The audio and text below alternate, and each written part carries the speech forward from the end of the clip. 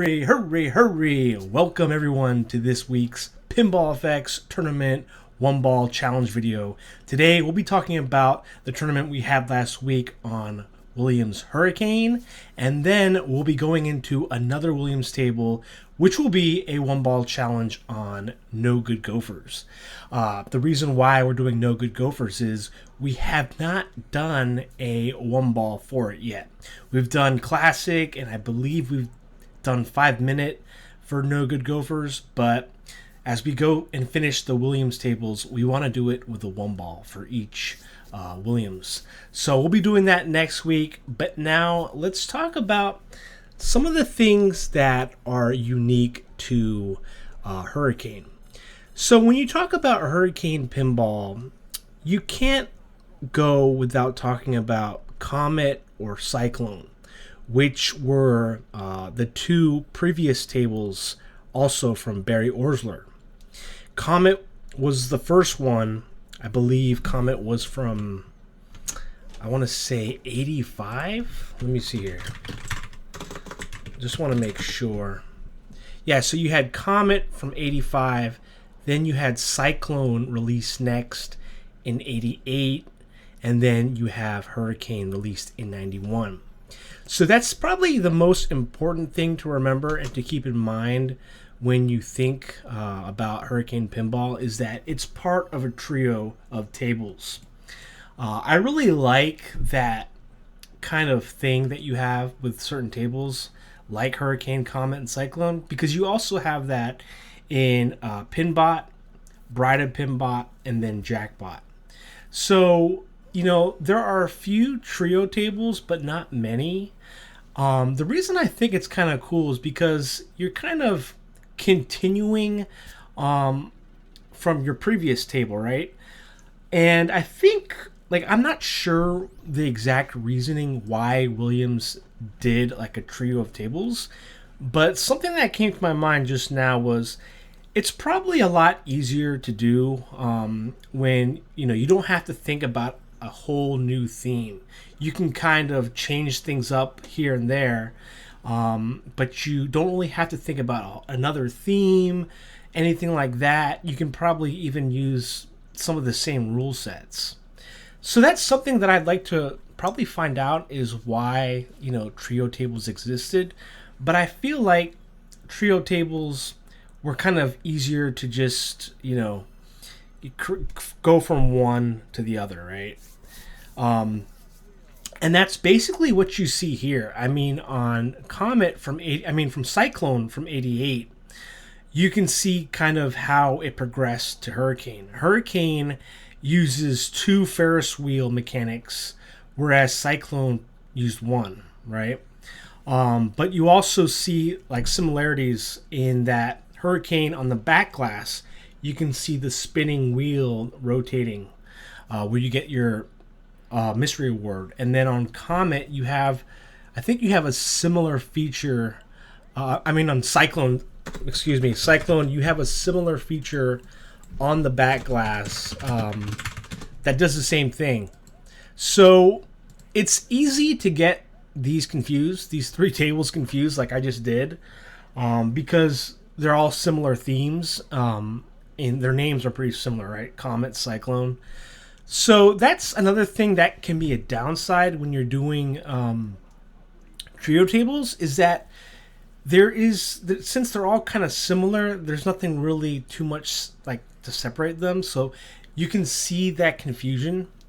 So keep that in mind as well. It's not always like positives. There's going to be some negatives, right? When you think about like Bride of Pinbot, I think in that case, in that example, Bride of Pinbot probably stands out the most, when you compare it to Jackbot or Pinbot. And I think the same thing kind of holds true with Cyclone, Comet, and Hurricane.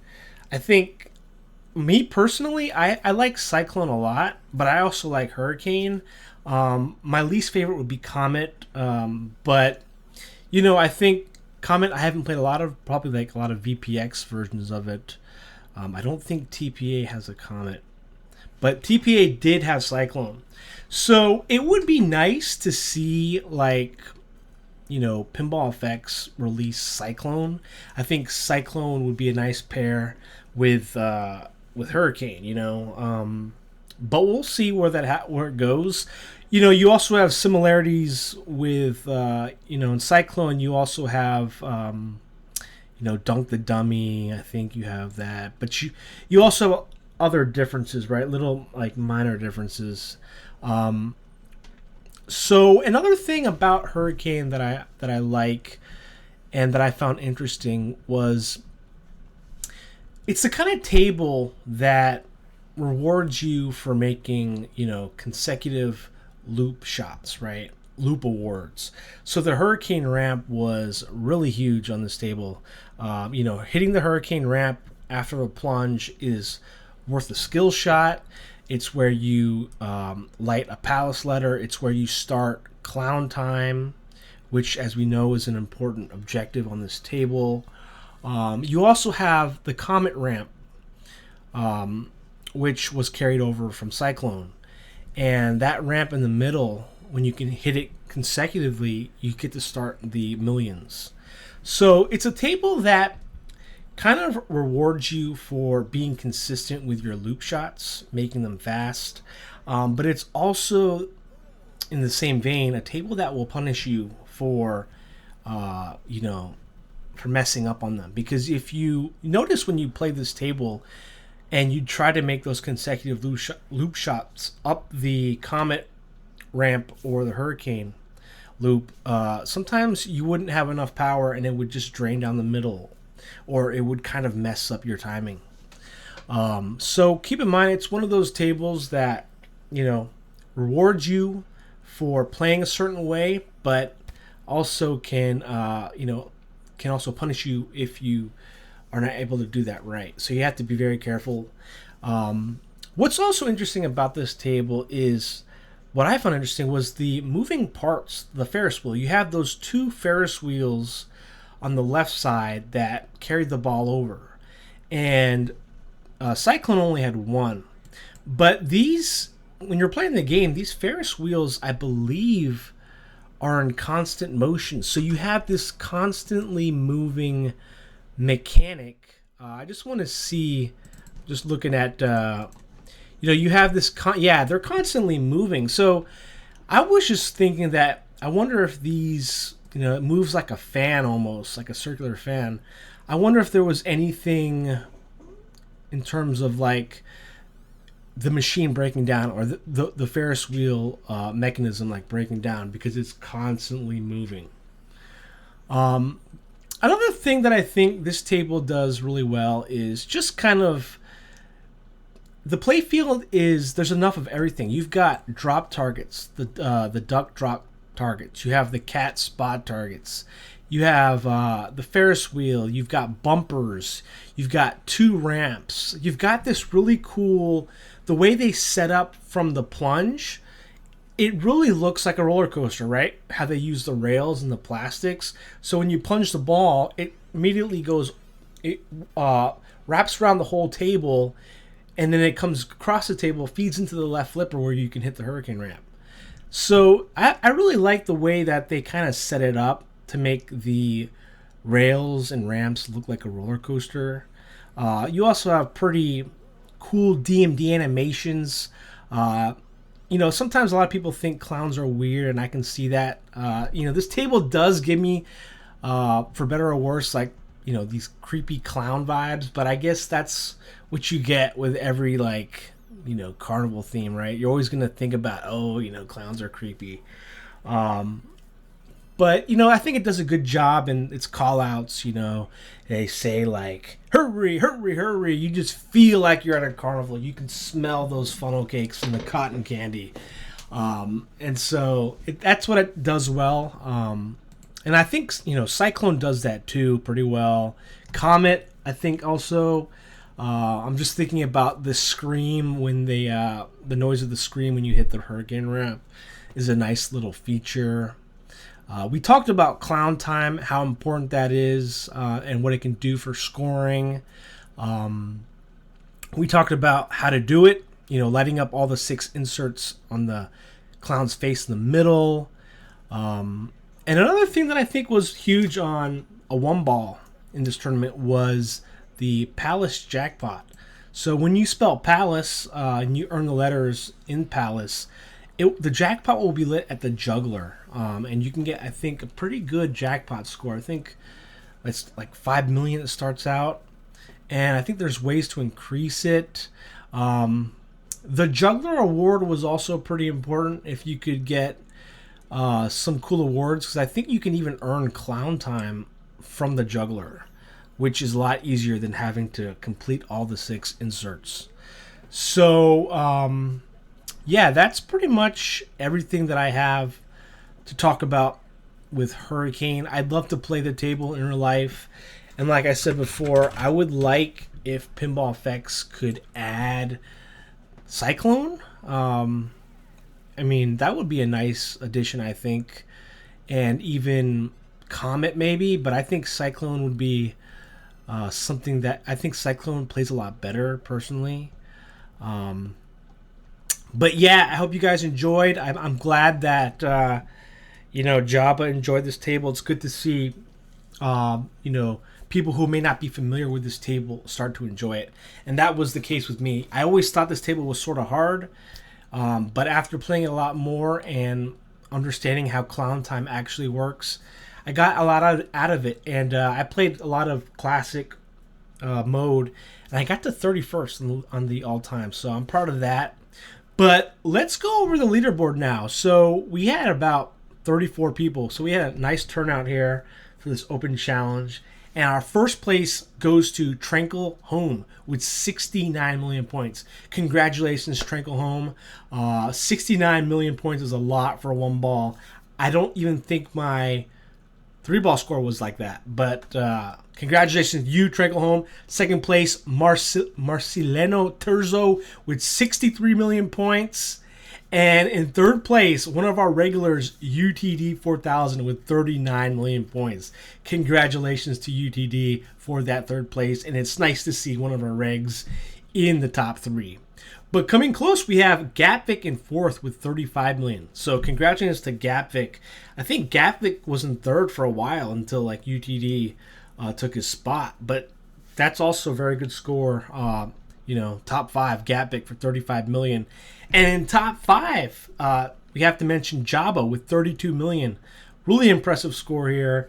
Jabba uploaded that video of that high score on his YouTube, so you can check that out as well if you want.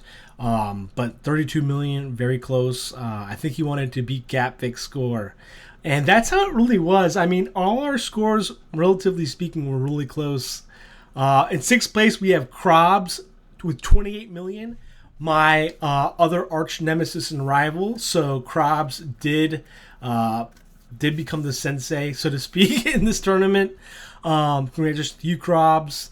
And in seventh place, we have another friend of mine, Dave, 950 with 27 million. Very close to Krobs there.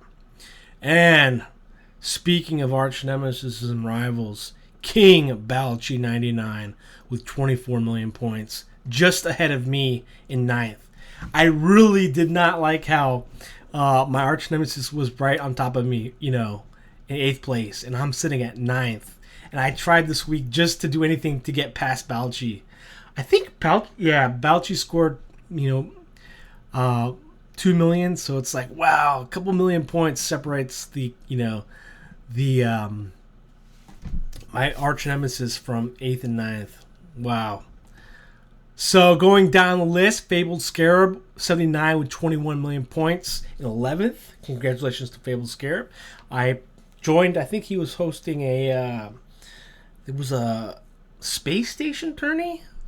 It was like a space station tourney, but a 1 minute. So it was harder than a one ball because you had a minute. 12th place, A Dude Man 88 with 18 million. Going down the list here, Carpy Sun in 16th with 10 million. Shout out to Carpy Sun. And in 17th place, we have Little Uniha, 10 million as well. Shout out to Geronimo. I still call him Geronimo because that's how I met him. Bad Jack Daniels in 19th place with 8 million points. Urko, 1945, my friend Urko, in 22nd with 6 million points. weeks with 5 million points. Shout out to Matty K, who we saw in our tournament. He's been in our tournaments before, and I seen his scores on Zakaria. So that's all the names. So congratulations to everyone. I hope you enjoyed going over Hurricane again, this Barry Oursler classic from 1991. Now let's go and let's do a private tournament on No Good Gofers. So, like I said, we haven't done a one ball for it, so it's going to be kind of interesting to see how it goes. So it's the 16th, so 3, 16, 25, one ball, unlimited players. It's going to be limited to 10 attempts, so you might want to practice. 6 days, 10 attempts, one ball, and the password again, whoops, let me just make sure, is 3, 16, 25. All right, let's go here.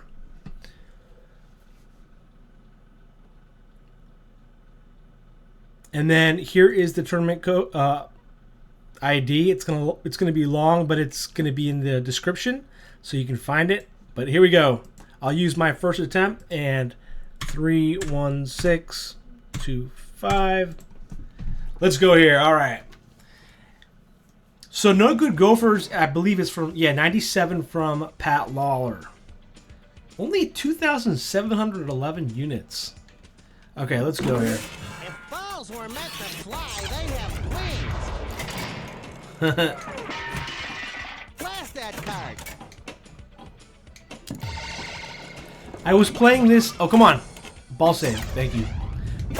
I was playing this in Java's tournament. Java had a one ball on a pro mode. So it got me to think about this table. And I know a few of you wanted to see No Good Gofers again as well. Got the kickback. Oh, we have a lock. Oh. Hey, watch it. No. Hit me. Hit Buzz. This table, you know, has so much oh, come on, man.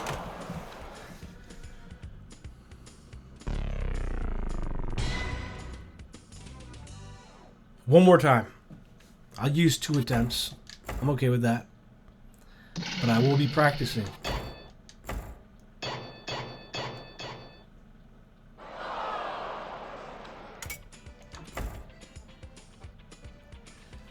What's neat too is I think this table is still at a place near me.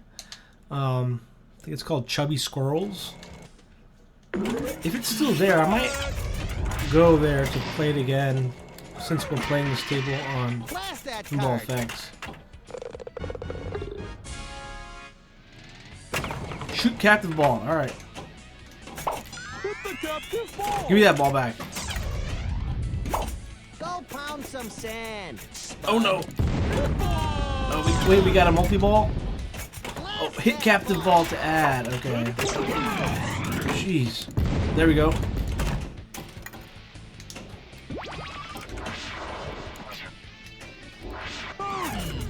So their 2 names are Bud and Buzz. Okay, we got a nice multi-ball. 2 ball, I'll take it. Knock it off. Got 3 balls here. Big deal. Big deal.